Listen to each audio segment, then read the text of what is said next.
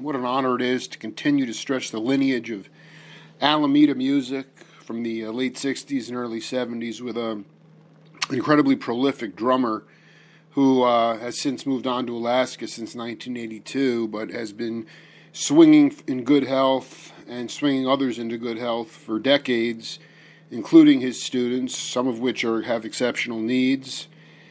Vinnie Palazzotto, welcome to the Jake Feinberg Show. Thank you, Jake. How are you doing today? I'm good, man. You know, I wanted to ask you about this fascination that I was born in 1978, so a lot of the music, most of the music that I love occurred before I was ever born. And, you know, there's this thing that you know, with Coltrane in the mid-'60s, when he was really searching and channeling the thesaurus of scales and for Love Supreme and those kinds of things. What's really intoxicating when I listen to that music, I mean, Train's solos are incredible, but it's the padding that is provided by McCoy and more specifically Elvin, and it just comes from polyrhythms. It comes from relentless waves of polyrhythms, and I kind of wanted you to talk a little bit about early on in your career, especially growing up in that, you know, melting pot of the Bay Area, also being a jazz head, you know, how you learned in no matter what genre of music to create or to help create sheets of sound. Well, it kind of started out obviously at a very young age for me. I actually started playing on drums when I was 2 years old. I mean, and part of that has to do with the fact that my dad was an awesome jazz drummer. So I had a good start at 50% of the genes were passed on to me. So, and I was able to capitalize on it, which is awesome. And so anyway, I mean, I just goofed around on drums, goofed around on his drum set and everything. And then I was like in fifth grade. I remember this distinctly. And both my dad and my uncle, who was an awesome keyboard player, approached me and said, "Hey, you want to do lessons?" All the stuff like that. And it was kind of a catch-22 question for me, because it's like if I say yes and I fail, I would feel weird, you know. And if I said no, they'd be disappointed in me. So it's like one of those, okay, yeah, let's go for it. So I went and I started to do lessons and things like that. And in the process of my lessons, Bill Naraki was my teacher way back when, obviously. And he was a big band drummer. So that's how I got into the whole scenario and was learning all these jazz licks and Latin beats and all of this stuff way back when, you know. And then, you know, besides going through all of these books and all of that routine, you know, Saturday was the day that I kind of did my sneak thing, which was I took my drum set from my bedroom, would bring it into the living room where the big console stereo was, and I would stack up all these records of Buddy Rich and Jackie Jeanette, Max Roach, you know, all of these. I'd stack them up because that's how it was back in the old days. And I have the drum set, and bam, I let the first one go. And I played through everything, even if I didn't have a clue. I still played through it. I love it. You know? I love it. And that's what my Saturdays were, because Mom and Dad stepped out of the house, they went shopping, and, you know, I had 3 hours at least of, I can go and do this, not bother anybody. You know, so I would play around with records all the time, all of that, you know, and I really didn't know much about rock and roll, honestly. I was on that whole side of the fence for the longest time, you know, so anyway, and I am. So, can you talk a little bit about maybe how do you spell your teacher's last name? Oh, God, I can't even remember how I spell it now, but it was Bill Naraki.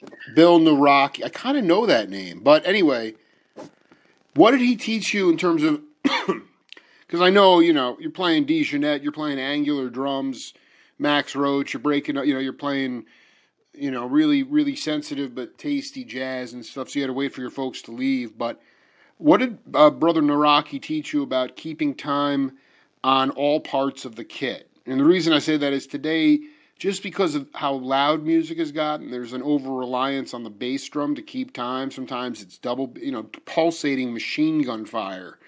Whereas before, these guys were feathering the bass drum. Sometimes they were keeping time on the hi-hat.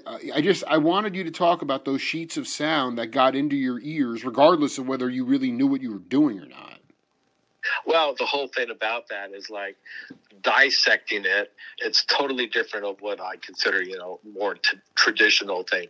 It's like your time, 2 and 4 is always in your snare drum. That's what today is. Your bass drum follow, the bass player. Your hi-hat was most of the time closed because that's how they play, or partly open.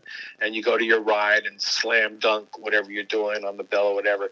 When you're playing jazz, realistically, bottom line on the whole thing is your time, 2 and 4, is the hi-hat. That's what that is. Right. Right. That's it right there.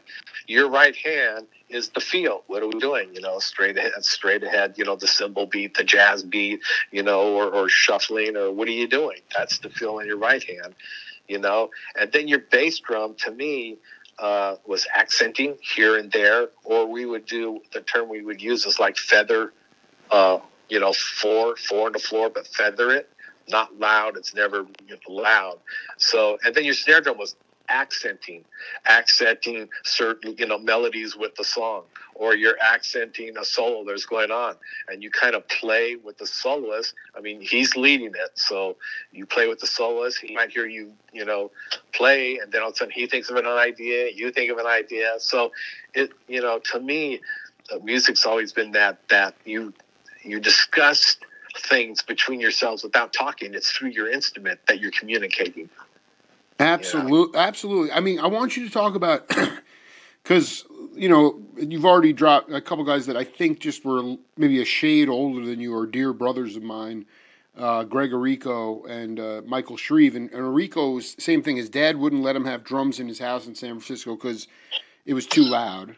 And Michael was in the San Mateo Community College Big Band. I just am curious about how you learned in a live setting to feather the drum appropriately. It is a lost art in all music today.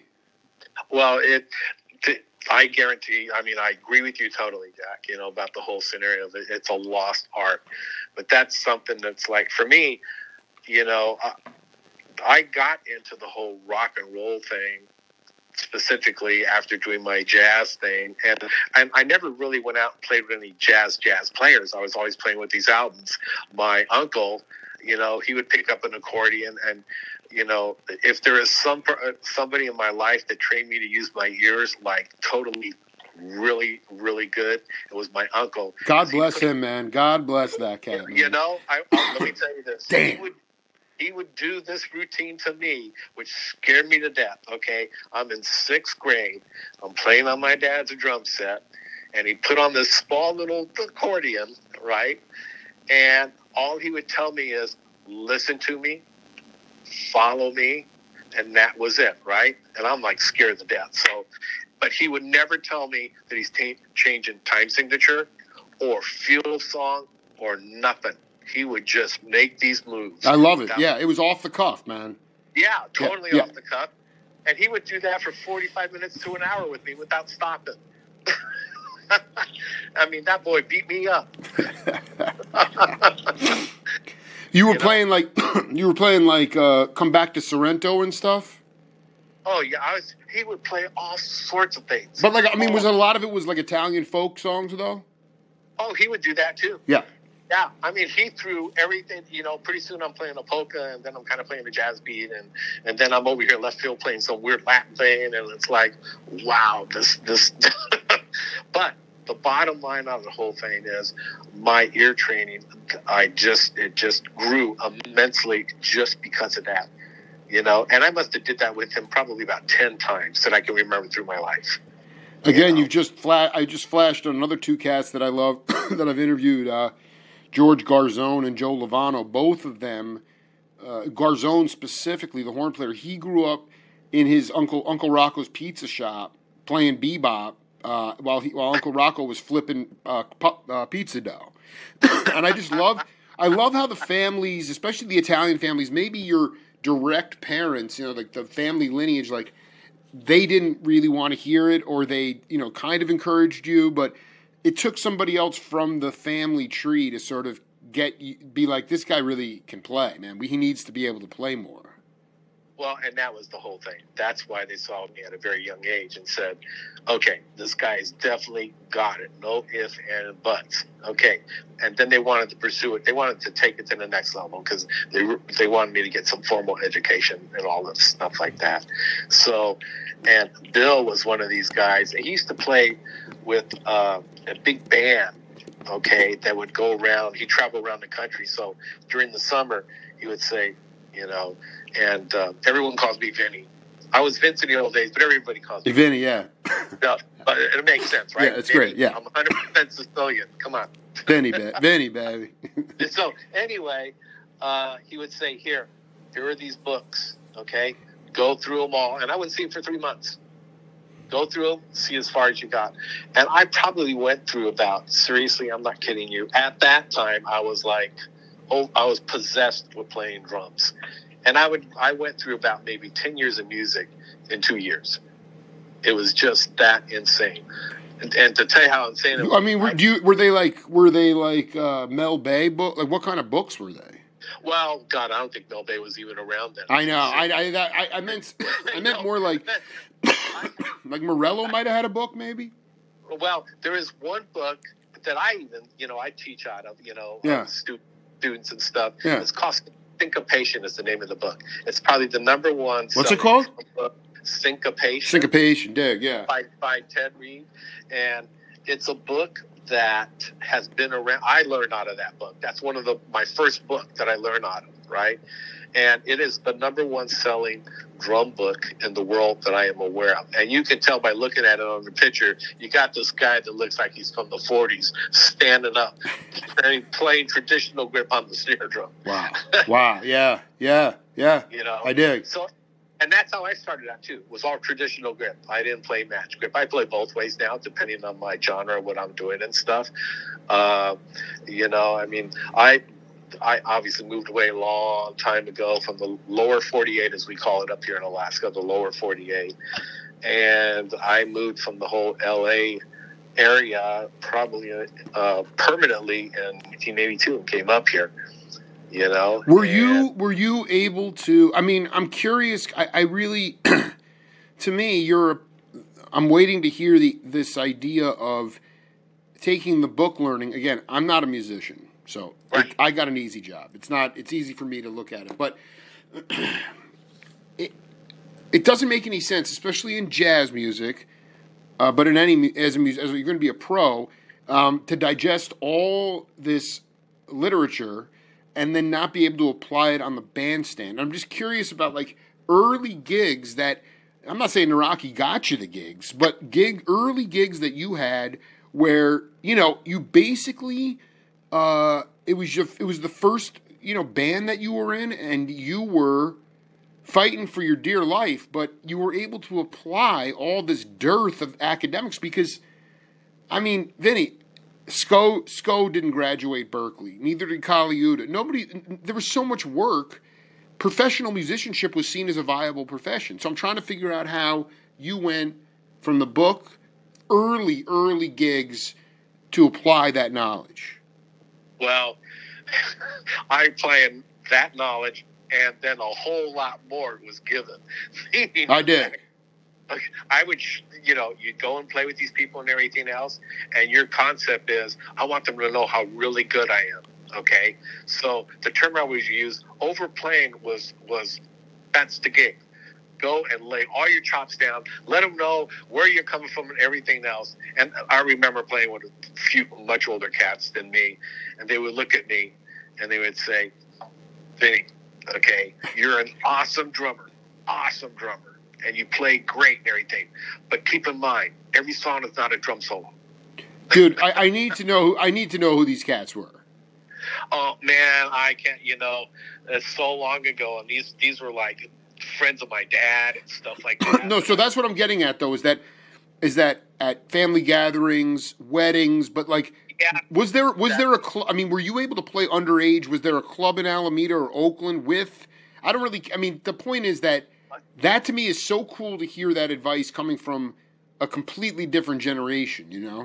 Yeah, most of the stuff that I did back then, where I mean, there's one thing my mom would always tell me, as a kid growing up. She says, we have a big family. And there's two things I can guarantee you. Lots of weddings, lots of funerals. And I went, okay, Mom, I get it. So obviously, going to all of these weddings and stuff like that, and there would be, all these bands that would get hired and stuff like that. And I would go and just jump up on stage and ask. You don't just jump up, ask. And when you have family gatherings like that and stuff like that, it was pretty open. People were pretty mellow back in those days. Dude, are you kidding me? You guys there's so much wine flowing. It was great. Oh, okay. Wait, hold on. You would bring your drum kit, right? And then ask if it was okay? No, they would there'd be a drummer up on There stage. would be wait, hold on. You're telling me at a Palazzotto family gathering that there would be a live band with a drum kit there? Well, wait a minute. When there was family wedding. Thank you, weddings, not weddings. I dig. Yeah. At a family gathering, no, my dad and I were there. But I'm talking about as far as like weddings, and trust me, lots of weddings. Wow. And so you would get up there, you were playing tunes of the day, or were they doing like Take 5 and stuff? Well, no, they weren't that type of musicians. I mean, they were good musicians, okay? I respect them for all that. Sure. But they weren't that, we'll say. They weren't pros, Yeah. They were good enough to do weddings and have fun and and stuff like that. I get, yeah. And it's cool. Right. And some of them, I think they were actually part of my family, but a distant cousin. One of those. One of those. I get it, man. I mean, it's great. Yeah. It's so you don't consider that. I mean, even though that was sort of integral in your early experience, what is the first memory you have of like a legitimate gig that you played, and where was it? Well, okay, it was actually, I mean, here's the thing. I was in a small band. It was like put together, and this was just before Cookin Mama got up and running. Sure. So I was in grammar school when this was going on, okay? And I don't remember how someone heard me, but they did, and I got this at my house, got a knock on the door. I go to the door thinking I'm bothering somebody, right? And here's this kid, and he's looking, and he says, wow, you play great drums. Hey, you want to come over and come and jam with us? Well, I think I was like in 7th grade, to be honest with you, Jack. And he lived like three blocks away from me. And he had a big house in the corner and a big giant basement, and that's where he had all of those stuff set up, bass stuff, PA, everything was set up down there. And I went and I jammed and had a great time. And after that, there was a small band that got put together. The first official gig, I remember we went and played. There in Alameda, there was a Coast Guard base. Wow. Okay, there was a Coast Guard base, like its own little island, okay, that was around the backside of Alameda. So there's Alameda, Oakland, and this island that was in the middle, okay, on the backside, and we would go and play. It was a Coast Guard base, and we got on there, and I can't remember the name of it. I want to say it was the Porpoise Room. I could be totally wrong, but I mean, it fits, right? Anyway. So we were playing in there, and we were a bunch of kids, and back in the old days, things were much different as far as age and requirements and things like that. You got a parent around, that's good enough, and right. I mean, it's funny because it's really funny because you're absolutely right. Most of the country, it was very loose, but then even I remember, Sinatra would go into a big club in New York with his band, and half the guys were not citizens, and they didn't have their cabaret card. And right. So, like, the owner was like, these guys can't play here. And Sinatra was like, well, if they can't, then we're all leaving. And so, like, it was weird because, like, there was, some of it was like, Stan Getz lost his card for a while. But at your age, especially around, like, it was all about, like, if your dad was a player and you wanted to watch him, or if you had some sort of parent there, you could get into clubs, which is not happening today. Yeah, no, not those days are long gone today. Well, it's weird because sometimes I go to shows not in California where it's all ages. It's not a bar though. That's what it is. Go ahead, continue. Right. Yeah. Right. So anyway, that was my first, I'll say, official. They say you become a professional when you get paid. Your very first paying gig, then you're a professional. And they don't care what the money was, whether it's a penny or more. As soon as you get paid, you're a professional. You're not an amateur anymore. That's the line right there. And I said, okay. But anyway, I think I was in that band for maybe a year, and we used to play that place a lot. And then the mom was the bass player was kind of the manager, and she would get us little gigs, maybe some weddings, maybe some things like that. And we were playing top 40 back then. Which was like, what was it, like Stax, Otis Redding and stuff? Man, I can't even remember. Well, no, but that was like mid-'60s, right? 66? Yeah, pretty much. So it was during that time, it was like, we're talking Booker T and the MGs. Were you playing soul? Yeah, you got it. We were doing some R&B and stuff like that, and so, which was cool, and they loved it because, military, they're being entertained, and they always appreciate that part of it. Dude, listen, hold on a second. You're telling me there was a woman playing bass? No. The bass players, that was the mom that was playing bass. No, everybody in the band was a guy. I did. So you would describe it though as like you were it was an amplified. It wasn't an acoustic group. It was amplified. Yeah. So and that band had the bass player and guitar player. I think we had 2 guitar players and then drums, and that was it. Okay. Wow. The singing was very minimal. Let me tell you about that. It was like low key. No, everyone was like trying to learn how to sing and stuff. It was an early band. And then right. It was more of an instrumental band. Yeah, pretty much. Yeah. And then it was after that when I graduated from grammar school and then went to high school. That's when changed for me because I was brought up in the whole Catholic school thing. There was no orchestra, band, nothing. It was called choir. You were mandatory put in choir from 6th to 8th grade. The squarest cats, man. Oh, well, I'll take it one step farther. On top of doing that, mandatory, it was all done in Latin. None of it was in English. Dude, that's criminal, man. Well, I felt like it was because I wanted no part of it. I don't mind taking Latin as an elective. You're talking. It's funny because Cyril Neville told me that in New Orleans he went. His parents were some denomination of Catholic, and they went to a church where the pastor only spoke Latin, and it really didn't. He didn't get off on that. But then he went to the Spirit Church, the Israelite Holy Church of New Orleans, where the pastor Melvin Lasty had a drum kit on the stand where you get and like that there were holy rollers coming out of the seats there, right? And like that was what resonated. He said the building was shaking, and that felt like God. Well, and I get it. I get all of that. I felt like I was so out of place. I'm not a person that sings. What happened or what it did for me psychologically, honestly, when I was done with 8th grade, I was done with singing. I don't want to have any part in this at all, ever again, period. And I was done. I never went back to, even try to sing and everything, So, and then it was shortly after that, when I went into high school, that was a dramatic change because my graduating class was a class of 36.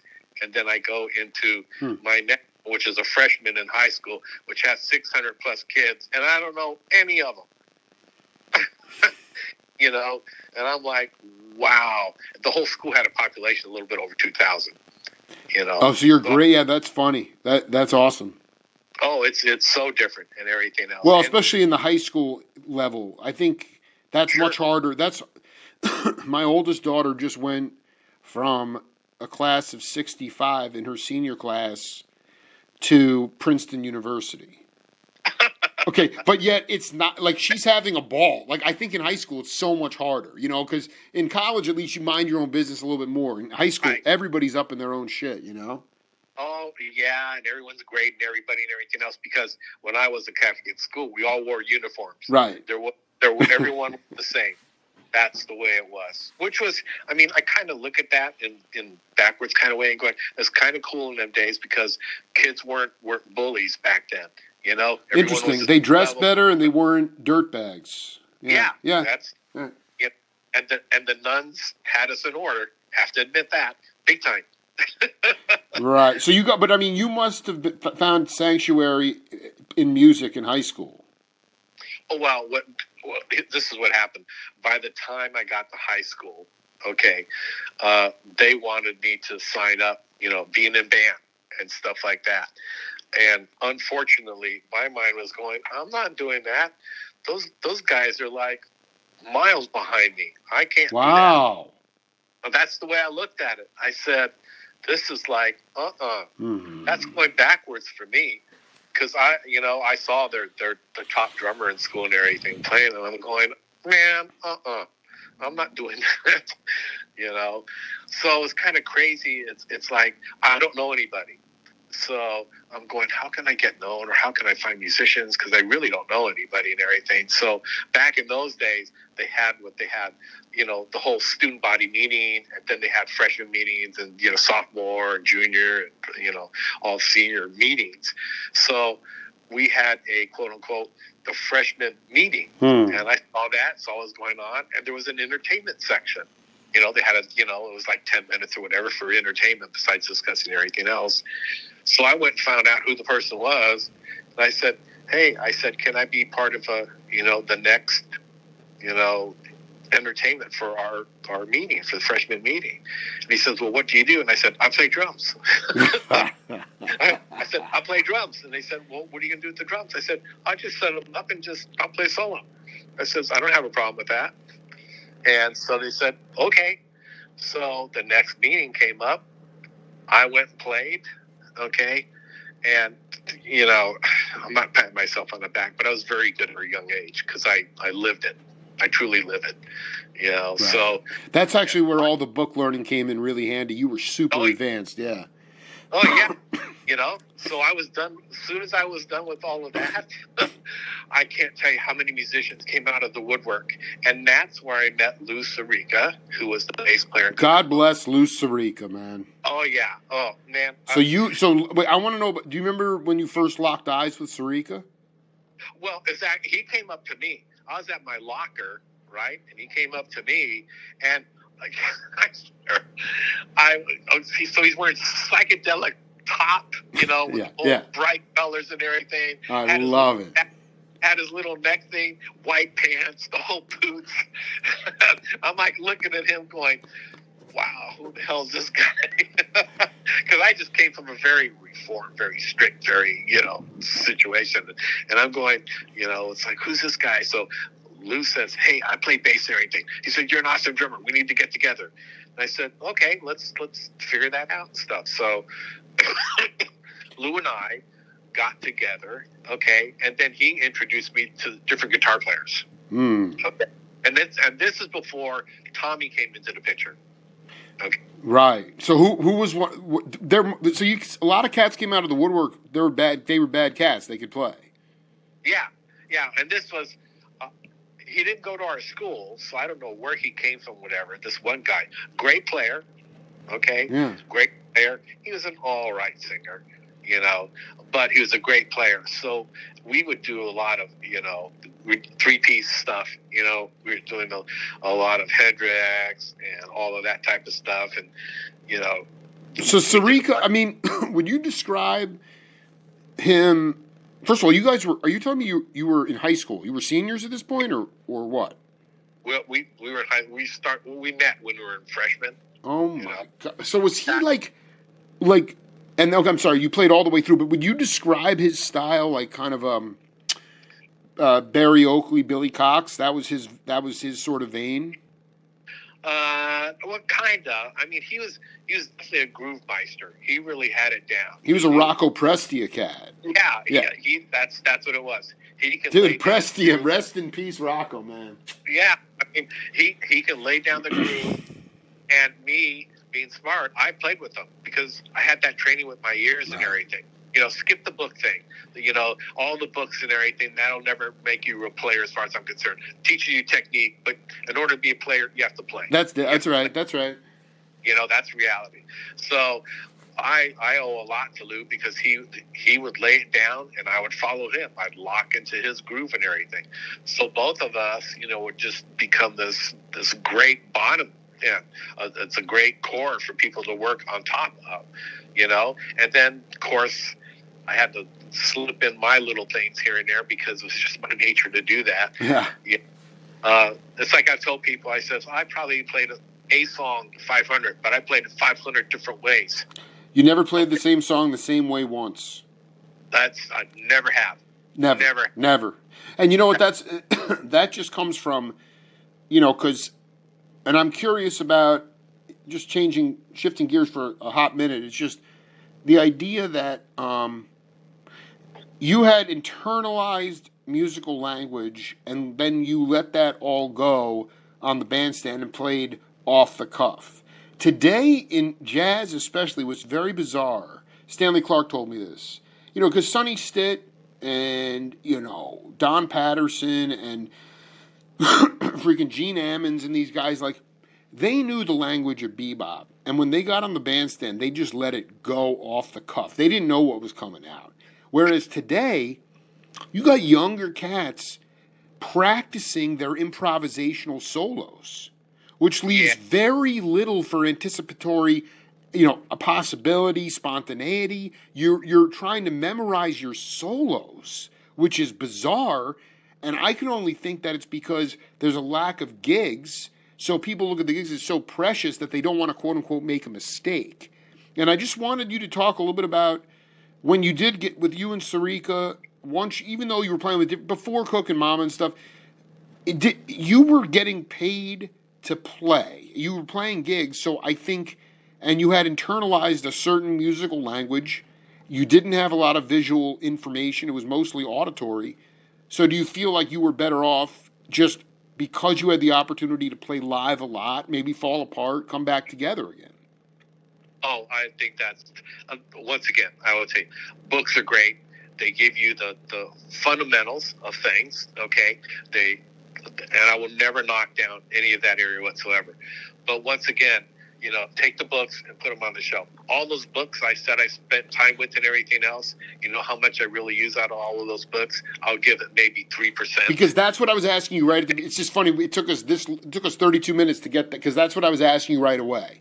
That is really the, I mean, I guess the other question is, would you be where you are without the books, though? Boy, that's a hard one. So I think there is I don't want to say there's no value in it. I mean, to me, but it's this idea of internalizing the language and then playing when you're out of your thinking mind, you're out of your heart space, you're in the primordial gut.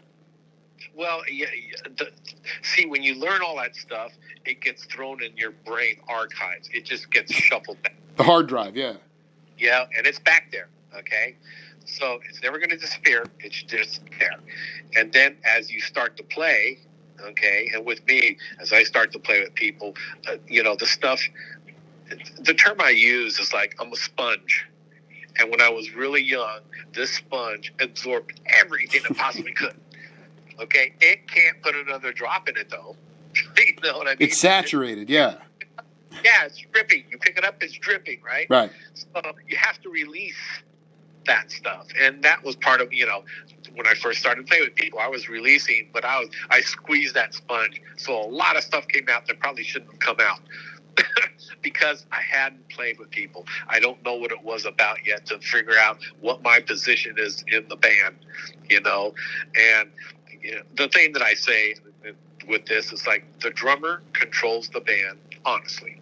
He really does, in his own way. The drummer is the lead. Billy Cobham's a dear friend. He said, contrary to popular belief, the drummer is the leader of the band. And that's it. And why is that? Well, you can slow it up or speed it down. You can dictate all that stuff. Yep, you do that. You control dynamics. That's right. You control the feel. That's right. like I said, your right hand is the feel. You're laying 2 and 4 down with your snare drum, and you work your hi-hat, and the bass drum plays with the bass player. You're the glue that puts it all together and everything. I love it. And then the other part is when there's changes approaching and different things like that, who cues the band? There's a fill, there's some sort of indication, there's a change coming up, and that's like it. The term I use, the drummer is the silent conductor in the band, okay? And which makes it kind of crazy in its own way, though. So you're the man leading the band, but you can't run everybody over. You got to know what your position is. You are a support system in the band. That's what you do. You support the band until it's your time. And when I say it's your time, you have a solo, blaze trails, knock it out of the ballpark. Go for it. It's all yours. Right. But that's not like those elders told you, don't do it every song all the time. Yeah. Yeah. Yeah. You don't do it, okay? It just doesn't work that way. When you and Sarrica, though, early on, you guys were playing out of antiquated PA systems. Dynamics in every genre of music was essential because you really didn't have all the in-ear monitors, all the technical garbage that has really, because I don't hear a lot of dynamics in music anymore. Even in jazz, the music has gotten so loud, the drums have gotten so loud. I think it was a blessing for you that you guys really had to listen, because there were times. I just remember talking to Harold Jones, who was, Tony Bennett's drummer, Count Basie's drummer, and he was just like, there were times in Chicago, at Ella Fitzgerald, or I forget whose club it was, maybe Sarah Vaughan had a club in Old Town, and he was playing with an organ player and a guitar player, and they both had monitors, and he didn't. So he had to, this is what I want you to talk about, if you can think about an example, especially early on, where you didn't have the sonic technology to sonically expand, and you had to increase sonically through physicality and soul.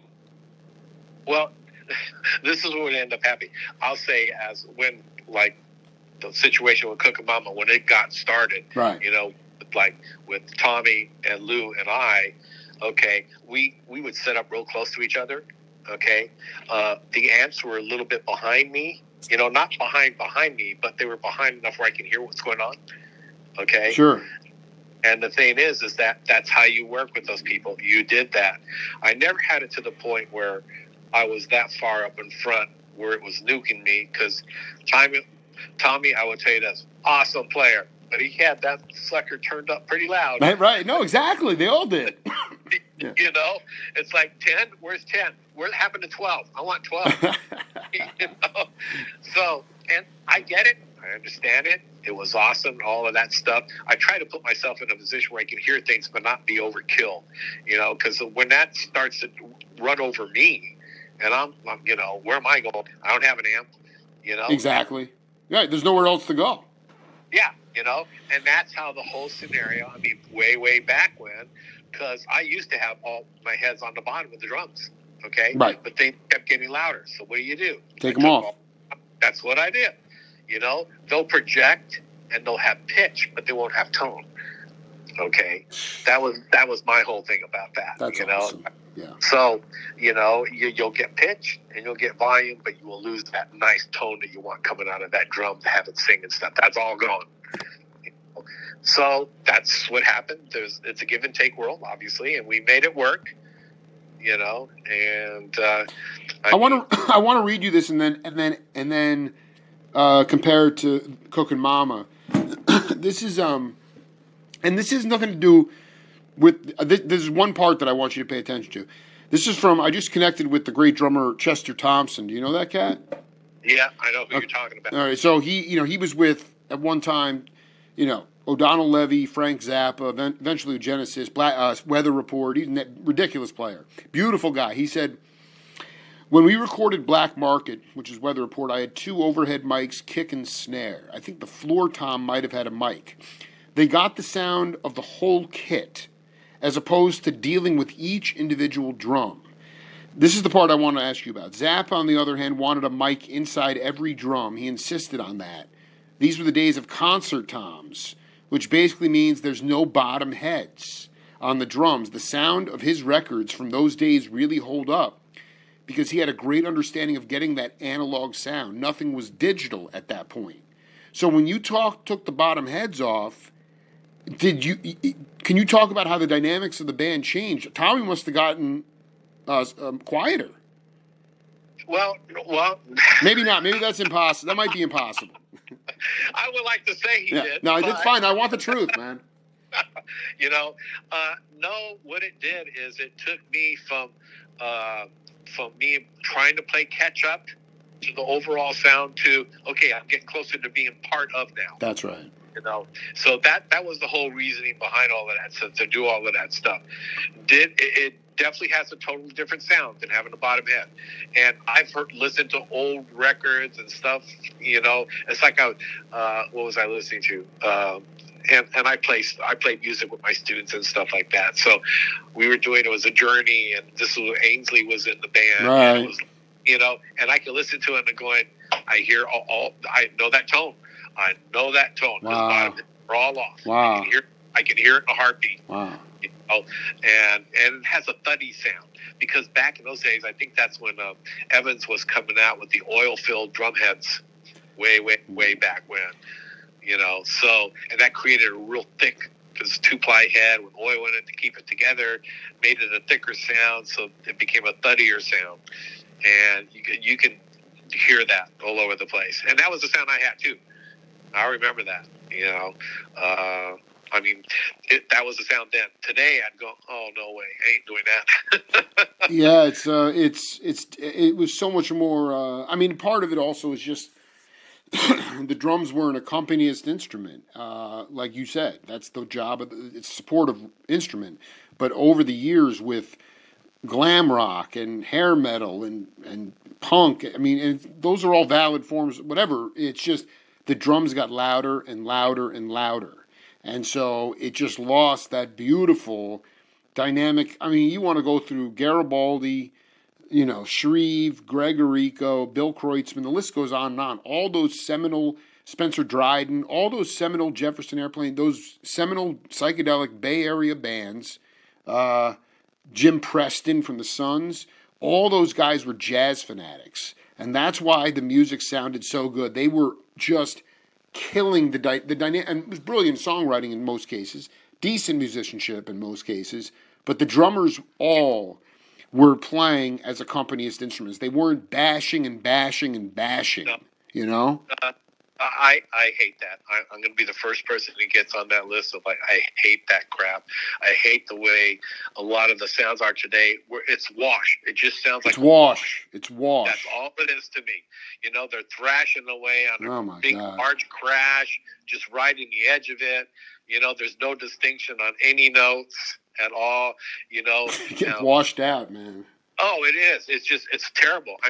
To be honest with you, and I've had a few of my students try to bring in some of that stuff, and it's like, I'm very honest with them. And they're asking, what is he doing? What is he doing? I can't tell you what he's doing because I can't hear it. It just sounds like a wall of noise. Yeah, it's noise. It's a wall of noise. That's it. And the only thing that I ever hear sticking out, because they make it real dominant, is the double bass with a smack sound, no tone. It's just a slap sound, and you're, that's all you hear. And it's like, okay, well, I've heard that about 1,000 times already. Next. It's so fascinating because you didn't really have a choice growing up. Your parents and that generation dictated popular music. So some of that music stretched back 50 years. And and with kids today, it's hard to blame them to ask for them to go back 50 or 60 years to hear music, to hear drums that sounded melodic as opposed to wash. That's a big stretch. A lot of jazzers, younger cats, will go back to, I don't want to paint with a broad brush, but they go back to like Bitches Brew, that late 60s era. But you guys had no choice. You were listening to music of the 30s and the 20s, possibly. Yeah.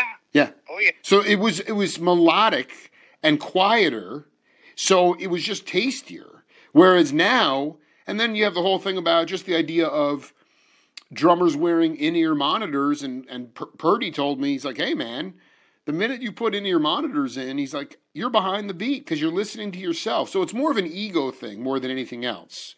I don't want to be too hard on the drummers, but at the same time, they've lost the sight of, especially at a pop level, they've just and music in general. What's considered popular music is washed out noise, which is very disconcerting for humanity, really.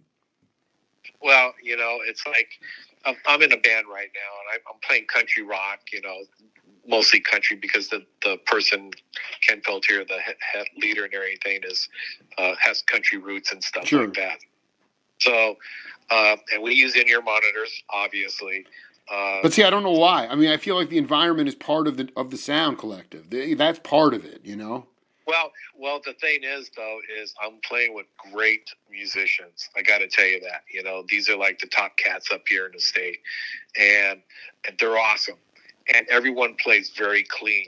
There's no overproduction as far as like I want distortion here and stuff like that. Like I said, we're playing country. Thank you for telling me that because my idea of going to a show is I'm not going to a country show. First of all, I'm going where the cats are playing over the edge so I can have an out of body experience. But I'm with you. Country music, you're not playing off the cuff. It's pretty formula trip. Well, yeah, it is. I mean. I'll tell you a scenario here. It's like Ken, the leader of the band. Yeah. Now, I've been with Ken for 15 years now. So I've been with him for a long time. And back, I'm going to say 12 years ago at least or this, he was actually back in Tennessee and he was recording a CD, okay? And it was Waylon's band that was the band behind him when he was down there. Whoa. So that's a real outlaw right there, dude. Oh, yeah. So he's recording this and all these originals and stuff like that. And he noticed he had he felt really weird and lump in his throat. And he came back up here and got checked out. They diagnosed him with stage 4 cancer of the throat. Right then and there. Wow. They said, we need to take you into the operating room like now. And he goes, no, you're not. And and they go, whoa. What? He says, no, I'm working on a CD at this very moment, and there's no way that I can have you guys slice and dice on me because I don't know if I'll ever be able to sing or whatever it is. So we went back down to Nashville, finished the CD. Holy shit, that is heavy, man. Yeah, finished the CD, came back up here, and as soon as he came back up here the next day, he went under the knife, and they did the whole routine. He had radiation and the whole works, so... and he was laid up, obviously, for a long time and everything. But obviously, hey, he's survived. Hey, man, dude, that you saying battle tested. But but in your, I mean, listen, what I'm saying is when you're playing instrumental, original music, not country, I just don't see the point of why you're listening, why you need to have to be so much into having to hear part of the experience when you're playing spiritual original music is to have the environment, the live experience, the crowd. That's part of it. And when you're so inoculated by that, then you're just wanking it. It's an inside joke for musicians. Yeah, well, see, now for me, I will be very honest about this. You weren't wearing in-ears. You weren't wearing anything with Cookin Mama. And that came out just, I mean, you recorded in the church, but I know you didn't need it. You didn't carry it. You didn't want anything. No, I didn't. But it's different today, okay? And obviously I'm an older person. But to have the in-ears thing, what it does for me and it does for everybody else is, we can clean it up and everything in our ears so we actually really hear each person. And we actually really play together extremely well, and it's clean, balanced. You can hear what you want to hear and everything else. We still get the experience of playing together because we are playing together. And we all pay attention to each other immensely, Well, can you talk about, though, in Cookin Mama, the idea of somebody hitting a clam and everybody collectively, like a flock of seagulls, going in that direction? To me, that's the magic of music. It's not about playing. I mean, listen, the genre of music you're playing, to the audiences that you're playing to, you're playing it a certain way. But I'm just talking about, in general, grease in the music and the fact that imperfection is perfection. No, I understand exactly what you're talking about. I never had I had monitors here and there, later and stuff like that. I never had any in-ears until probably realistically, I'm going to say probably about 5-6 years ago. Right. No, I know it was late for you, but I don't care that you're an older cat. I get really worked up about this idea of we need to be able to anticipate, or we need to know everything. We need to be able to hear everybody. It's like, that's how your ears grow. Your ears grow by being able to listen organically to your band. And that to me that's how vocabulary, that's how a song takes on a life of its own. And even in the studio, David Spinoza told me, with Right Place, Wrong Time, he overbent a string. Now, this is studio work, not live. Still, right. Overbent a string. He's like, let me do another take. Arif Mardin and Dr. John were like, no, you're done. That was perfect. That became a hit record. Louis Shelton did a bunch of interviews. God bless that cat. He Last Train to Clarksville, Monkees, hit a clam. They kept it, became a hit. That to me is what first of all, they were going through 3-4 sessions a day, but this perseveration over perfection is just driving me insane, and it's limiting the ability of musical vocabulary to grow. And I'll die on that sword any day of the week. I understand exactly what you're saying. Can you talk about when that resonated with you most as a player too? I mean, you did what you did to sing for your supper. I don't blame you for that.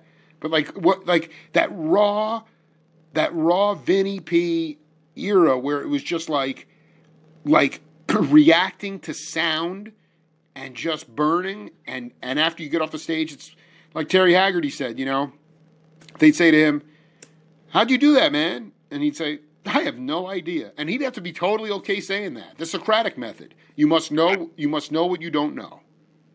Well, and I get all of that. I mean, like I said, I didn't start wearing them until like 5 or 6 years ago, something like that, to be honest with you. Before that, I would have a monitor, okay? And then you're listening to everybody else around you because that's what you had to do. You didn't have a choice, right? So, right. But I have always been a player, and Jake, that I work on the 200% scenario, and people go, 200%, what are you talking about? I said, this is the Vinnie P manifesto, dude. Yeah, I said the first 100% is you show up. Yeah. Okay? Yeah, I dig. On time. Yeah, and then the second 100% is now go and play, and give it everything you possibly can, because there is no tomorrow. Okay, so that is what I'm talking. That's the Vinnie P I want 24/7. There is no tomorrow. There are no guarantees. This could be your last gig. Play as if it's your last gig. That's me. I've been. That's awesome, dude. My whole life. I don't know how to be any other way. And people always go, "You're having so much fun." It's because I love what I do. Exactly. I've been this my whole life. I live music. I live drums. Trust me when I say that. And if you ask my lady, who's been with me for 45 years, will tell you that's exactly what he does. He lives drums. Well, dude, it raises your vibration, man. It raises your endorphin level. It raises all of the spirit, man. You get the spirit moving, and all bets are off.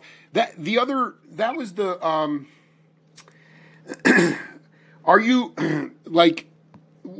How do you? I mean, the truth of the matter is that I think the travesty today is you can fill these kids with all this information and even try to demonstrate it and be relentless. And at the end of the day, this whole thing about as we wrap up set 1, Vinny, we're going to have to do set 2 real soon.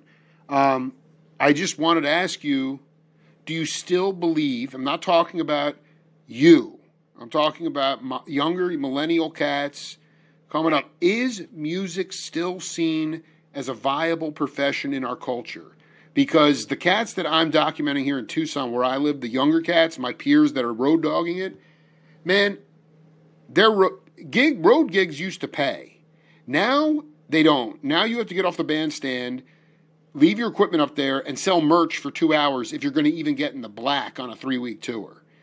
Most venues locally, I mean, you either pay to play, you play for the door, you play for tips. It's like, I don't believe our society sees a musician as a viable profession anymore, and I wanted you to talk a little bit about that, in my mind, a crisis today. Well, and I agree with you totally. I mean, I understand what you're saying and everything. That was one of the main reasons that I already felt that coming upon in L.A. when I left L.A., okay? Well, we'll have to get into that in set 2. We got to get to the L.A. Vinnie P. Yeah. So you're so right. I am very fortunate. Well, I mean, what do you say to how do you keep kids inspired? They're not dummies. They're just going to go. I mean, it's like you were able to you played it by the time you even got into Cookin Mama. You had played hundreds of gigs already. Oh yeah. Yeah, you get out there. But see, that's, unfortunately, and reality is, that's just not available today, I think. Well, up here for sure, I'm going to tell you. No, it's all in the States. Yeah, exactly. But the thing is, it's not available like it used to be in the old days because things have changed, rules have changed. You got all these different things that are in the mix now, and the thing is and you have the whole parents that are wherever they are and stuff like that. Oh, you don't want to be a musician. It don't pay. You'll never make a living at it. The cost of living is out of control now. So yeah, and that's the thing about it. Right. So it's like a live gigging musician hasn't gotten a cost of living increase since 1984. Yeah. Well, how are you going to keep up with? So basically, but you're blessed. But I wonder what it is, because you're talking about like you're 200%, first 100% show up. Okay, you have to have a gig to show up too. And then the second part is play as if your life depended on it.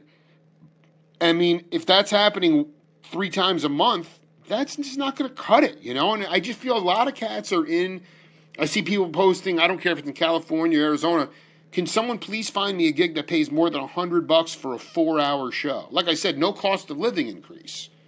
Yeah. And, I mean, what do you think are some solutions, I guess? Maybe that's the better question. Wow. The solution to that? I don't know if I have a solution. Vinny, I love your honesty, man. Your uncle's looking down on us playing the accordion right now. Oh, I'm sure. No ifs, ands, or buts about that. What was his name, by the way? Uncle Rocco? What was his name? No, his name was Vince. My Uncle Vinny. Vince again.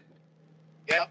That's what he's looking, because you know what? That dude, he was the cat, because that dude puts you on your path to peace. I mean, you found your purpose in life for that. Oh, I am. And I'm a very happy camper. Let me tell you about that. I couldn't get any happier, So I'm thankful for everything that's happened to my life, seriously. Even the drag, there's only one thing that I consider a drag for me, is the fact that I kind of lost touch with a lot of people in the lower 48. I just kind of, not on purpose, you just move into another area and you just become involved with that area that you're in, and being in Alaska so far away, it's like a third world country. It's far away. We are not connected. You are far. Yeah. No, you're out. Yeah, I'm way out there. No, but Vinny, I want to tell you, like I said, at 46 years young, 2,000 interviews, 5 books written. My part of the reason that Tommy connected us was for you to make it put an incentive on reconnecting with people. Closure in this life is extremely important, and it's important now. One of the reasons we're doing this now is to forge those connections again. So I encourage you, in your own way, on your own timeline, to begin to, if those things have been going off in your head about, I really need to, reach out to that person, man. Reach out to them. Do it. Oh, yeah. Well, Tommy contacted me and everything. Last time I saw Tommy or really had any major connection with him was over 30 years ago. Him and Paul came up to Alaska for a fishing trip. Unbelievable. Dude, this is such an honor to be. I'm glad I brought you out of the woodwork. Oh, yeah. Well, I'm out of the woodwork as far as... No, I mean, in the lower 48, man. You're out of the woodwork, Up here, it's a whole different scenario. Oh, no. I'm sure you're reveling in being who you are. But you're equally as important down here. And so that's all I'm saying. If you feel it in your soul, don't wait on it anymore. Make those connections. Well, or reconnections. This is what I would love to see happen, and if Tom, and Pat Thrall, and Pat, my hero, those guys have been the biggest. Michael You Shreve know? connected me with Thrall, and then after that, it's been this. It feels like I've been marinating in a vat of chocolate. Well, I will tell you, I would love to get back together with them and have some fun playing a few gigs and everything. I think it would be totally awesome. It really would, you know. Dude, So, it would be so sick. Pat's in Vegas now. I'm sure that could easily be put together. And you know what? It's high time to go back. Cookin Mama re-release of that album. Let's let this sit for a minute, but let's do another interview before Thanksgiving. We'll keep going on this. okay, I appreciate it. Thank you for giving me a call and all that stuff, Jack. I highly appreciate it. And actually, in an indirect way, Yeah. I've been connected with my buds, my brothers, you know. So I thank you for that. And, Well, I hope you know. All I care about is that you're never going to know what you said, but you're going to remember how you felt, and I hope you feel good after this. Oh, you can. I feel awesome. Oh man, we'll do it again, Vinny. Okay, sounds good. Thank you very much. Take it easy, man. Okay, you too. Be cool. Bye-bye. Bye.